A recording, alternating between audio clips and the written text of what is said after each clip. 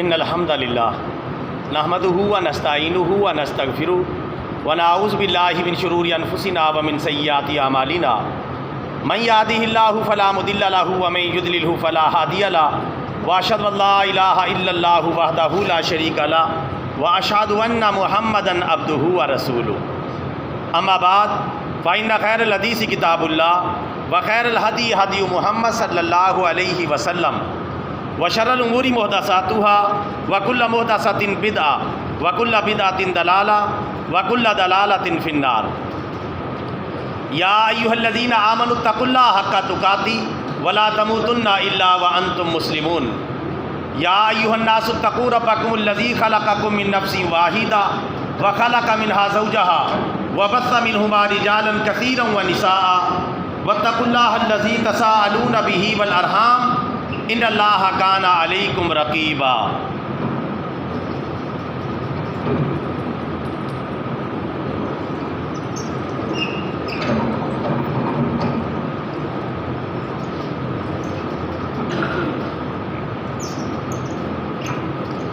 یا ایھا الذین آمنوا اتقوا اللہ حق تقاتہ ولا تموتن الا وانتم مسلمون یا ایھا الناس اتقوا ربکم الذی خلقکم من نفس واحدہ وخلق منها زوجها وبث منهما رجالا كثيرا ونساء واتقوا الله الذي تساءلون به والارحام ان الله كان عليكم رقيبا يا ايها الذين امنوا اتقوا الله وقولوا قولا سديدا يصلح لكم اعمالكم ويغفر لكم ذنوبكم ومن يطع الله ورسوله فقد فاز فوزا عظيما اما بعد فاعوذ بالله من الشیطان الرجیم بسم اللہ الرحمن الرحیم ان اللہ وملائکتہ یصلون علی النبی یا ایھا الذین آمنوا صلوا علیہ وسلموا تسلیما درود پاک بآواز محبت اور بآواز بلند الصلاۃ والسلام علیک یا رسول اللہ الصلاۃ والسلام علیک یا حبیب اللہ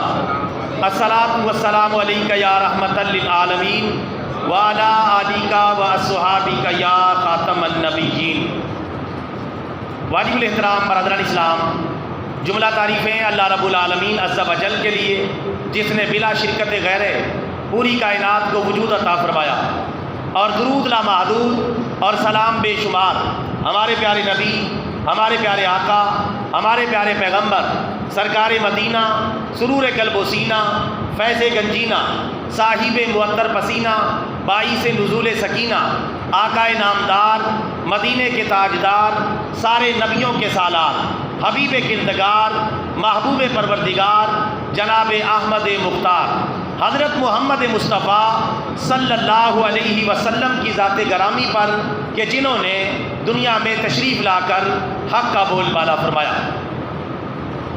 واجب الاحترام برادران اسلام، دین اسلام کی آمد کے بعد ہر قسم کی جہالتوں کا خاتمہ ہو چکا ہے، چاہے وہ نہیں جانتے ہوں اور چاہے وہ پرانی جہالتیں ہوں۔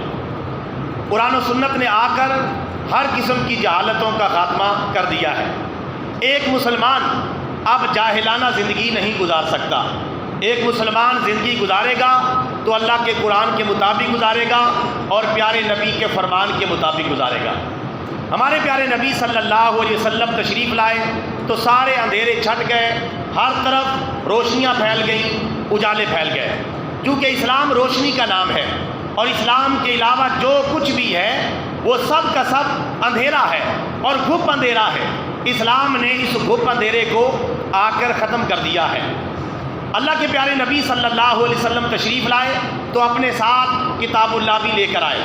کتاب اللہ نے اور فرمان رسول اللہ صلی اللہ علیہ وسلم نے ہر قسم کی تاریکیوں کا، اندھیروں کا اور جہالتوں کا خاتمہ کر دیا ہے۔ اب کسی مسلمان کے لیے جائز نہیں کہ کسی جہالت کی بات پہ عمل کرے یا کسی جہالت کی پیروی کرے۔ ہر چیز کے بارے میں دیکھے کہ اللہ کے قرآن میں اس کا ثبوت ہے یا نہیں ہے، اور پیارے نبی صلی اللہ علیہ وسلم کی سنت میں اس کی دلیل موجود ہے یا نہیں ہے۔ اگر وہ چیز قرآن و سنت سے ثابت ہے تو ضرور اس پر عمل کریں، اور اگر وہ چیز قرآن و سنت سے ثابت نہیں، چاہے ساری دنیا اس پر عمل کر رہی ہو، اس پر عمل نہ کریں، ورنہ سیدھے راستے سے بھٹک جائیں گے اور جہنم کے راستے پر چل نکلیں گے۔ اللہ تعالی ہم سب کی حفاظت فرمائے۔ اس حوالے سے قرآن پاک کی ایک آیت کریمہ سماعت فرمائے۔ اللہ تعالیٰ قرآن حکیم میں ارشاد فرماتا ہے وَلَا تَقْفُ مَا لَيْسَ لَكَ بِهِ علم، اور تم اس چیز کے پیچھے نہ پڑو جس چیز کا تمہیں علم ہی نہ ہو۔ جس چیز کا تمہیں علم نہیں ہے اس کے پیچھے نہ پڑو، اس پر عمل نہ کرو، اس کی پیروی نہ کرو، اس کی اتباع نہ کرو، چونکہ اسلام علم کا نام ہے۔ اسلام کی پہلی وحی علم کے اوپر مبنی ہے، لہٰذا علم کے علاوہ جو بھی بات ہے وہ جہالت کی بات ہوگی، اندھیرے کی بات ہوگی، تاریکی کی بات ہوگی، اس سے بچو۔ یہ قرآن کا فیصلہ ہے کہ اس چیز کے پیچھے نہ پڑو جس بات کا تمہیں علم نہ ہو، علم والی باتوں کی پیروی کرو، اور کسی بات کا اگر علم نہیں ہے تو پھر کیا کرو؟ فَاسْأَلُوا أَهْلَ الذِّكْرِ إِن كُنتُمْ لَا تَعْلَمُونَ۔ قرآن حکیم نے ہمیں بتایا کہ جب تمہیں کسی بات کا علم نہ ہو تو اہل علم سے پوچھ لیا کرو۔ اہل علم بھی وہ جو قرآن و سنت کے اہل علم ہے، جو قرآن و سنت کے حوالے سے اتھارٹی ہے اور صحیح مستند علماء ہے، ان سے مسئلہ پوچھو۔ یہ نہیں کہ کسی ایسے بندے سے مسئلہ پوچھ لیا جسے قرآن کا صحیح علم ہی نہیں، جسے سنت رسول کا صحیح علم ہی حاصل نہیں ہے، اس سے بھی اگر آپ رہنمائی حاصل کریں گے تو سیدھے راستے سے بھٹک جائیں گے۔ اسی طرح صحیح مسلم کے اندر پیارے نبی صلی اللہ علیہ وسلم کا یہ فرمان علی شان موجود ہے۔ آقا علیہ الصلوۃ والسلام نے ارشاد فرمایا کہ خبردار یہ بات کان کھول کر سن لو، میرے آنے کے بعد جہالت کی تمام باتوں کو میرے قدموں کے نیچے رون دیا گیا ہے۔ رسول پاک صلی اللہ علیہ وسلم کی آمد ہوئی، جہالت کی ساری باتیں رسول اللہ صلی اللہ علیہ وسلم کے مبارک قدموں کے نیچے رون دی گئی ہیں۔ اب ان کی کوئی حیثیت نہیں، چاہے وہ پرانی جہالتیں چاہے وہ نئی جہالتیں، لہٰذا ہمیں ان سے بچنا ہوگا۔ میں آج کے اس خطبہ جمعہ کے عنوان کے تحت 10 جہالتوں کا ذکر کروں گا کہ جن سے بچنا ضروری ہے۔ وہ ہمارے معاشرے کا کسی نہ کسی جگہ حصہ بن چکی ہے، لیکن قرآن و سنت میں ان کا کوئی ثبوت موجود نہیں، قرآن و سنت میں ان کے حوالے سے کوئی دلیل موجود نہیں، لیکن ہم کسی نہ کسی درجے میں، کسی نہ کسی علاقے میں ان جہالتوں کے اندر مبتلا ہیں۔ وہ جہالتیں کیا ہیں؟ نمبر 1، پہلی جہالت نمبر 1، جب ہم نماز پڑھتے ہیں مسجد میں یا گھر میں تو ہم جب مصلی بچھاتے ہیں، جب نماز پڑھنے کے بعد فارغ ہو جاتے ہیں تو جائے نماز کو لپیٹ کے رکھنا چاہیے، اچھی بات ہے، تہہ لگا کے رکھنی چاہیے، اچھی بات ہے، لیکن بعض لوگ اس لیے جائے نماز کو مصلی کو لپیٹ کے رکھتے ہیں کہ کہیں اس پر شیطان نماز نہ پڑھنا شروع کر دے، اس لیے جلدی سے اس کو لپیٹ کے رکھ دیں کہیں شیطان نماز نہ پڑھنا شروع کر دے۔ اور میرے بھائی اگر شیطان نماز کی طرف آ جائے تو اچھی بات ہے، اگر وہ نماز شروع کر دے اور وہ شیطانی چھوڑ دے تو اچھی بات ہے۔ تو یہ کہنا کہ شیطان اس پہ نماز پڑھے گا اس لیے جلدی سے اس کو لپیٹ کے رکھ دو، یہ بالکل جہالت کی بات ہے، اس کا حقیقت سے کوئی لینا دینا نہیں ہے۔ ہاں ویسے مصلی صاف ستھرا رکھنے کے لیے اور محفوظ رکھنے کے لیے اس کو لپیٹ کے رکھیں، تہہ لگا کے رکھیں، لیکن یہ عقیدہ ساتھ اٹیچ نہ کریں کہ اگر ہم نے جائے نماز کو لپیٹ کے نہ رکھا تو اس پہ شیطان نماز پڑھے گا یا کوئی یہ حرج کی بات ہے یا گناہ کی بات ہے، ایسی کوئی بات نہیں۔ جہالت نمبر 2، جب ہم قرآن پاک پڑھتے ہیں تو قرآن پاک کی تلاوت کرتے ہیں جتنا اللہ تعالیٰ موقع دیتا ہے، اس کے بعد قرآن پاک کو پیار محبت کے ساتھ بند کر کے لپیٹ کے رکھ دیں، لیکن بعض لوگ تھوڑا سا بھی ادھر ادھر ہوتے ہیں قرآن پاک کی تلاوت کے دوران تو فوراً قرآن کو اس لیے بند کرتے ہیں کہ اگر میں ادھر ادھر گیا اور قرآن پاک کو کھلا چھوڑ گیا تو اس کو شیطان پڑھنا شروع کر دے گا۔ بھائی اگر شیطان اس کو پڑھنا شروع کر دے گا پڑھنے دیں، شیطان پڑھ لے، ہو سکتا ہے ہدایت کے راستے پر آ جائے، ہمیں کیا ضرورت ہے شیطان کو شیطان ہی رہے اور وہ جہنم میں جائے۔ اگر شیطان بھی توبہ کر لے اللہ تو اس کو بھی معاف کرنے کے لیے تیار ہے، لیکن وہ توبہ کرتا نہیں، ڈھیٹ ہے، ضدی ہے، توبہ نہیں کرتا۔ آدم علیہ السلام کے مقابلے میں آیا اس وقت کاڑا ہوا ہے، اگر وہ توبہ کر لے اللہ تعالیٰ اس کی بھی توبہ قبول کرنے کے لیے تیار ہے، لیکن وہ توبہ کرتا نہیں، اس کا جہنم میں جانے کا پورا پروگرام ہے۔ تو یہ کہنا کہ قرآن پاک کو اس لیے بند کر دے کہیں قرآن پاک کو شیطان نہ پڑھنا شروع کر دے اچھا نہیں ہوتا، تو یہ بالکل غلط بات ہے۔ ہاں آداب کے طور پہ آپ اس کو بند کر دیں، لپیٹ کے رکھ دیں، وہ ٹھیک ہے، لیکن یہ کہنا کہ شیطان اس کو پڑھے گا اس لیے فوراً جب تک پڑھ رہے ہو ورنہ فوراً اس کو بند کر دو کہیں شیطان پڑھنا نہ شروع کر دے، تو اس کی کوئی اصل نہیں ہے، قرآن و سنت میں اس کی کوئی دلیل موجود نہیں۔ جہالت نمبر 3، ایک یہ جہالت بڑی عام ہے کہ رات کے وقت گھروں میں جھاڑو نہیں لگانا چاہیے، رات کے وقت گھروں میں جھاڑو نہیں لگانا چاہیے، اچھا نہیں ہوتا۔ اگر کوئی لگانے لگے، کوئی بڑا بوڑھا یا کوئی بڑی بوڑھی روک دیتی ہے کہ اچھا نہیں ہوتا، رات کے وقت جھاڑو لگانا، اس سے بے برکتی آتی ہے، نحوست پھیلتی ہے، برا ہے، اچھا نہیں لگتا اور اس کی ممانعت ہے، یہ بالکل جہالت کی بات ہے، اس کا حقیقت سے کوئی لینا دینا نہیں۔ اسلام صفائی ستھرائی کا مذہب ہے۔ الطہور شطر الایمان، صفائی ستھرائی اور طہارت ایمان کا حصہ ہے، رات کے وقت بھی اور دن کے وقت بھی اسلام کو صفائی ستھرائی اور طہارت مطلوب ہے۔ تو یہ کہنا کہ رات کو جھاڑو نہ لگائیں یہ اچھا نہیں ہوتا، یہ بالکل غلط بات ہے۔ رات کو جھاڑو لگائیں، دن کو جھاڑو لگائیں، جب بھی صفائی کی ضرورت ہے، طہارت کی ضرورت ہے، جھاڑو لگا سکتے ہیں، اس میں کوئی ممانعت کی بات نہیں ہے۔ جو لوگ منع کرتے ہیں وہ جہالت میں مبتلا ہے، انہیں اپنی جہالت کا علاج کرنا چاہیے قرآن و سنت کے ذریعے، کیونکہ جھاڑو لگانے کی قرآن و سنت میں کوئی ممانعت نہیں آئی۔ دن کو جھاڑو لگائیں چاہے رات کو جھاڑو لگائیں، دونوں صورتیں جائز ہیں۔ نمبر 4، جہالت نمبر 4 یہ ہے کہ ہم رات کے وقت گھروں میں اور بعض اوقات مسجدوں میں خاص طور پہ رات کو کوئی چراغ جلتا ہوا چھوڑ دیتے ہیں یا کوئی بلب چلتا ہوا چھوڑ جاتے ہیں کہ مسجد کے اندر اندھیرا کر لینا اچھی بات نہیں ہے۔ بلب چلتا رہے، چراغ جلتا رہے، روشنی آتی رہے، یہ ٹھیک ہے۔ ایک بلب رات کو چلتا ہوا چھوڑ جاؤ یا کوئی بلب لگا کے چھوڑ جاؤ۔ اب بھی کئی علاقوں میں نے دیکھا ہے یہ کام لازمن کرتے ہیں کہ کوئی نہ کوئی بلب، کوئی نہ کوئی چراغ جلا کے جاتے ہیں، یہ اچھا نہیں ہوتا۔ بھئی آپ اپنے گھر کے بارے میں تو بڑے چلا کے، بجلی مہنگی ہو گئی ہے، وہاں تو فوراً بند کرتے ہیں تاکہ بچت ہو، اخراجات کی بچت ہو۔ بجلی بڑی مہنگی ہے تو بجلی جو ہم سب کے لیے مہنگی ہے تو بجلی مسجد کے اخراجات کے لیے بھی مہنگی ہے۔ تو برائے مہربانی مسجد کا بلب ہے، چراغ ہے، کوئی لائٹ ہے، وہ بند کر دیا کریں۔ اسلام کا کوئی مطالبہ نہیں ہے کہ رات کو عبادت خانے میں، مسجد میں لائٹ جلتی رہے، بلب جلتا رہے، چراغ جلتا رہے، ورنہ اچھا نہیں ہوتا، یہ جو ہے برا کام ہے۔ تو ایسی کوئی بات نہیں ہے، یہ جہالت کا مسئلہ ہے۔ ساری لائٹیں بند کرنی چاہیے تاکہ مسجد کی بجلی کی بچت ہو اور اخراجات میں واضح کمی آئے، اور اس طرح کا عقیدہ رکھنا یہ بالکل غلط ہے۔ اسی طرح بعض جگہوں پہ، قبروں پہ اور بعض جگہ پہ مزارات پہ بھی لائٹیں جلتی چھوڑ دیتے ہیں کہ یہ اچھا نہیں ہوتا، حالانکہ یہ بات خود اچھی نہیں ہے اس طرح کام کرنا۔ اللہ تعالیٰ ہم سب کی حفاظت فرمائے۔ نمبر 5، جہالت کی 5 نمبر بات یہ ہے کہ کوا، بعض اوقات ہم گھر میں بیٹھے ہوتے ہیں، کوا مڈیر پہ آ کے بیٹھ جائے اور کائیں کائیں کرنے لگے تو ہم یہ سمجھتے ہیں کہ آج کوئی مہمان آئے گا۔ کوا کائیں کائیں کر رہا ہے یا کوئی اور بھی اس طرح کی باتیں اٹیچ کر لیتے ہیں، ملتی جلتی مختلف علاقوں میں مختلف باتیں، کہ کوا مڈیر پر آ کر بیٹھ گیا، کائیں کائیں کرنے لگا، آج کوئی آنے والا ہے، مہمان آنے والا ہے، تو یا کوئی جو ہے کوئی نیا آدمی آنے والا ہے۔ تو یہ بالکل غلط بات ہے۔ کوے کے کائیں کائیں کرنے سے مہمان کے آنے کا کوئی لینا دینا نہیں ہے، کوئی تعلق نہیں ہے۔ یہ بڑے بوڑھوں کی پرانی پھیلائی ہوئی جہالت کی باتیں، ان سے بچنا چاہیے۔ اور اس طرح جانوروں کے کائیں کائیں کرنے سے یا مختلف چیزوں سے اس طرح کی فال لینا یہ بالکل غلط فال ہے، اس سے بچنا چاہیے۔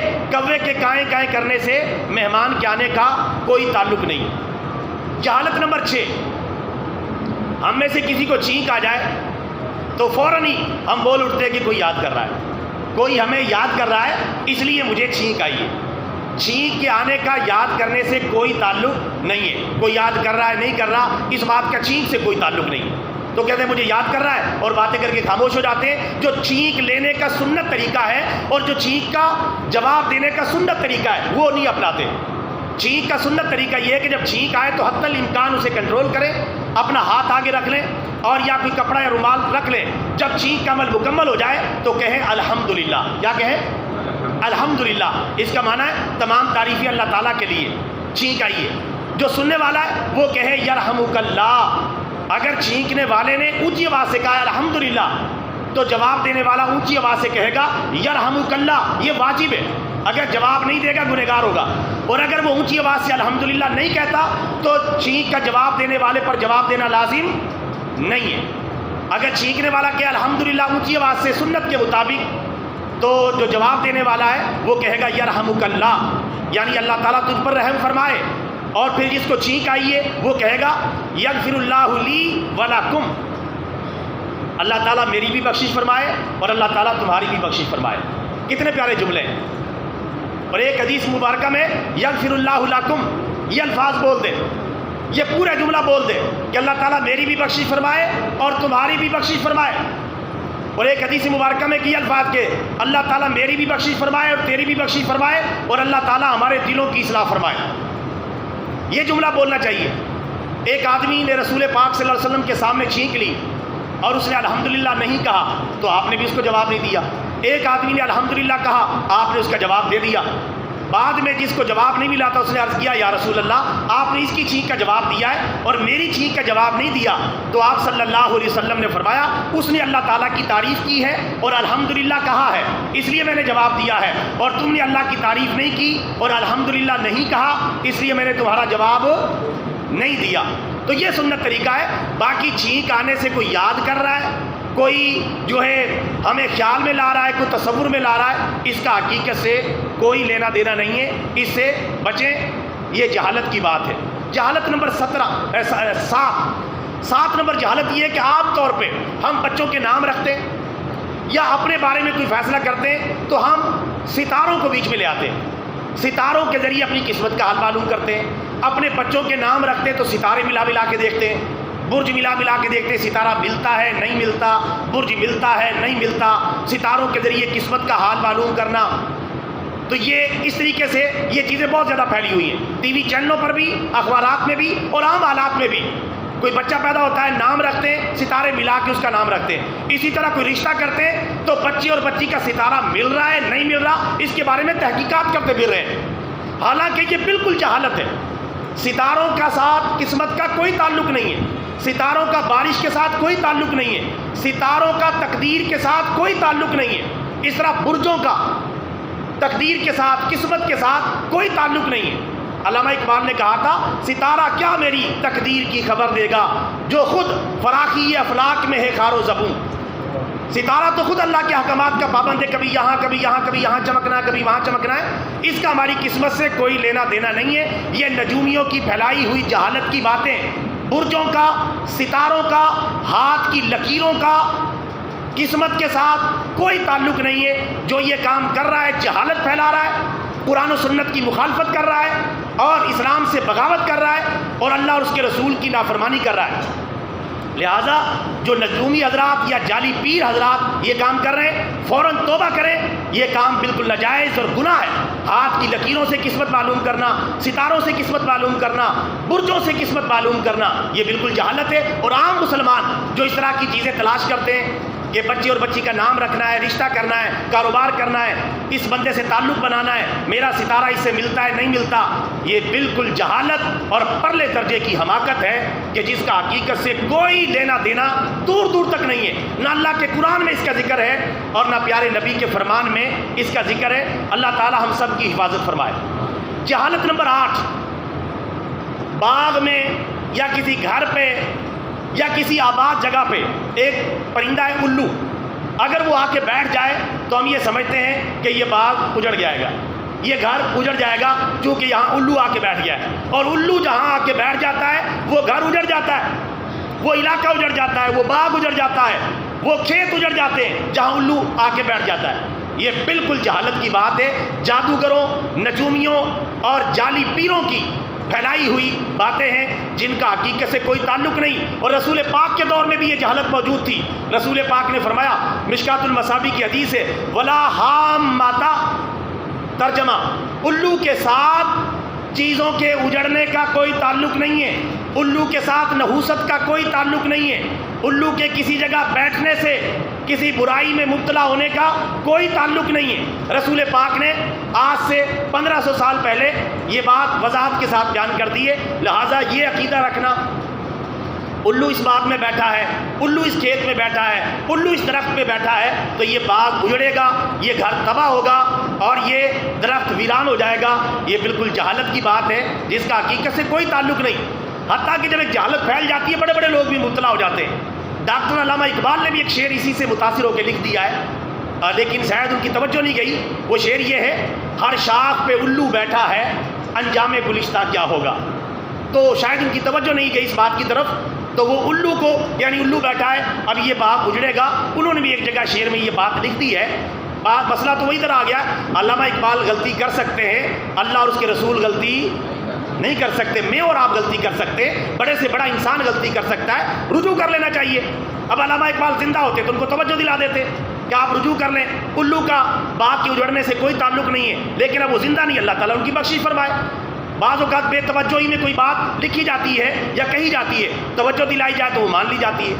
تو میرے بھائیوں، ہم نے فوکس عام شخصیات کو نہیں کرنا، ہم نے فوکس اللہ کے قرآن کو کرنا ہے اور پیارے نبی کے فرمان کو کرنا ہے۔ اللہ اور اس کے رسول کے فرمان کے ساتھ جس کا بھی فرمان ٹکرائے گا، چاہے وہ کتنی بھی بڑی ہستی کیوں نہ ہو، چاہے وہ کتنا بھی بڑا انسان کیوں نہ ہو، چاہے وہ کتنا بھی بڑا مولوی اور پیر کیوں نہ ہو، جس کی بات قرآن و سنت سے ٹکرائے گی وہ بات مانی نہیں جائے گی۔ مانیں گے بھٹک جائیں گے، گمراہ ہو جائیں گے اور سیدھے راستے سے الگ ہو جائیں گے۔ اللہ تعالی ہم سب کی حفاظت فرمائے۔ نمبر 9، ایک یہ جہالت کی بات تو بہت ہی زیادہ عام ہے اور آج کل بھی یہ سر چڑھ کے بول رہی ہے۔ وہ جہالت کی بات یہ ہے کہ جس کا کوئی پیر نہیں اس کا شیطان پیر ہوتا ہے۔ یہ بات بڑی مشہور ہے، بچے بچے کی زبان پر ہے، اور یہ جہالت تو آج کل بھی ہر طرف چھائی ہوئی ہے کہ جس کا کوئی پیر نہیں ہوتا اس کا شیطان پیر ہوتا ہے۔ میرے بھائی، جس نے کلمہ پڑھا ہے لا الہ الا اللہ محمد الرسول اللہ، یہ کلمہ پڑھنے کے بعد ہر مسلمان اپنے پیارے نبی کا مرید ہو چکا ہے، اپنے پیارے نبی کا مرید ہو چکا ہے۔ یہ جو پیری مریدی ہے، یہ اس کی گنجائش ہے اگر کسی کو اپنے اصلاح ہونے کی امکان ہو، اگر کوئی جید عالم دین ہو، کوئی جید ایسا پیر ہو جو قرآن و سنت پر سختی سے پابندی کرتا ہو، اور کوئی بندہ اس کی بیعت اس لیے کر لے تاکہ میری اصلاح ہو جائے، اور یہ پیر صاحب خود بھی قرآن و سنت پر عمل کرتے ہیں، مجھے بھی قرآن و سنت پر چلائیں گے، یہ مولوی صاحب خود بھی قرآن و سنت پر چلتے ہیں، مجھے بھی قرآن و سنت کے راستے پر چلائیں گے، تو اس کی بیعت کرنے کی گنجائش ہے۔ کیا ہے؟ اور سنت بھی نہیں ہے، مستحب بھی نہیں ہے، لازمی بھی نہیں ہے، ضروری بھی نہیں ہے۔ اور یہ کہنا کہ جس کا کوئی پیر نہیں اس کا شیطان پیر ہوتا ہے، اور آج کل پھر طرح جعلی پیروں کے ہماری عوام جس طرح ہتھے چڑھی ہے اور جس طرح انہوں نے گمراہ کیا ہے اور سیدھے راستے سے بھٹکایا ہے، نہ خود نماز پڑھتے ہیں نہ اپنے مریدوں کو نماز پڑھنے دیتے ہیں، اور پھر یہی بات سناتے رہتے ہیں جس کا کوئی پیر نہیں اس کا شیطان پیر ہوتا ہے، لہٰذا ہماری بیعت ہو جائے، لہٰذا ہمارے مرید بن جائیں، لہٰذا ہمارے لیے نذرانوں کا بندوبست کریں۔ یہ سارا ڈھونگ ہے نذرانوں کا، یہ سارا ڈھونگ ہے جیبیں بھرنے کا، یہ سارا ڈھونگ ہے مال کمانے کا۔ کسی نے بڑا پیارا شعر لکھا ہے، نہ تیرا خدا کوئی اور ہے نہ میرا خدا کوئی اور ہے، یہ جو راستے ہیں جدا جدا یہ معاملہ کوئی اور ہے، یہ پیٹ کا معاملہ ہے۔ اللہ تعالیٰ ان سب کی شر سے ہم سب کو محفوظ فرمائے۔ تو میرے بھائیوں، یہ بات پھیلانا، لوگوں کو مجبور کرنا، بیچارے لوگ پریشان ہو جاتے ہیں، یار میں اب کس پیر کو پکڑوں؟ کوئی بندہ پیر پکڑے بغیر مر جائے ذرہ برابر بھی گناہ نہیں ہے، ذرہ برابر بھی گناہ نہیں اس بات کا۔ کوئی بندہ پیر پکڑے مر گیا، ہر بندہ ڈر رہا جی میں نے پیر پکڑے بغیر مر گیا تو پتہ نہیں میرا قبر میں کیا بنے گا۔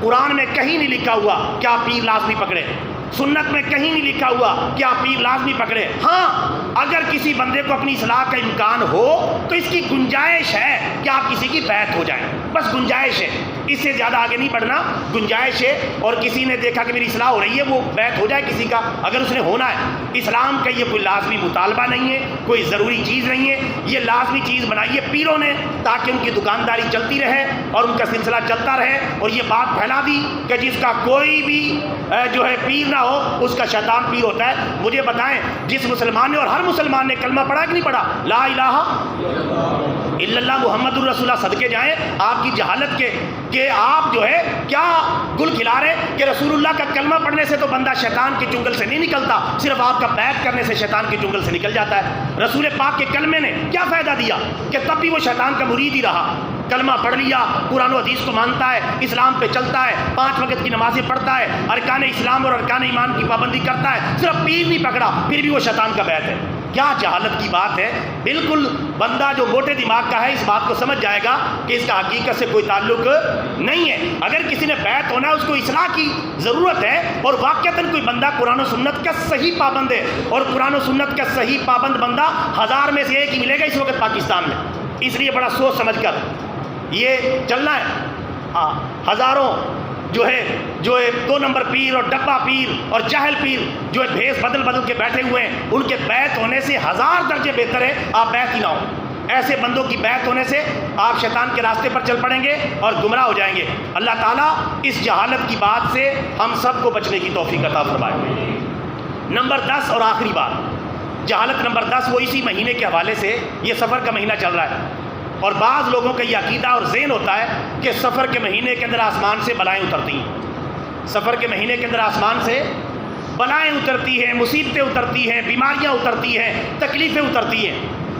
اللہ کا شکر ہے یہ جہالت کافی دم توڑ رہی ہے، لیکن انشاءاللہ اب ہم نے اس کو بالکل ختم کر کے چھوڑنا ہے۔ سفر کا بلائیں اترنے کے ساتھ کوئی تعلق نہیں ہے۔ میرے اور آپ کے پیارے نبی کا فرمان حدیث کی ساری کتابوں میں لکھا ہوا ہے، ولا سفرا، سفر کے ساتھ نحوست کا، بیماری کا، تکلیف کا، آفتوں کے اترنے کا کوئی تعلق نہیں ہے۔ یہ محمد الرسول اللہ کا فیصلہ ہے، لہٰذا اس کے بعد اب کوئی بات کرے گا تو اس سے بڑا جاہل انسان کوئی نہیں ہو سکتا۔ جب رسول پاک فرما رہے ہیں ولا سفرا، سفر میں کوئی نحوست نہیں، سفر میں کوئی بلائیں نہیں اترتی، سفر میں کوئی بیماریاں نہیں اترتی، تو اب بات ختم ہو گئی ہے۔ تو یہ عقیدہ رکھنا سفر میں بلائیں، مصیبتیں، تکلیفیں، آفتیں آسمان سے اترتی ہیں، یہ بالکل غلط ہے۔ سفر کا تو پورا نام ہے سفر المظفر۔ کیا نام ہے؟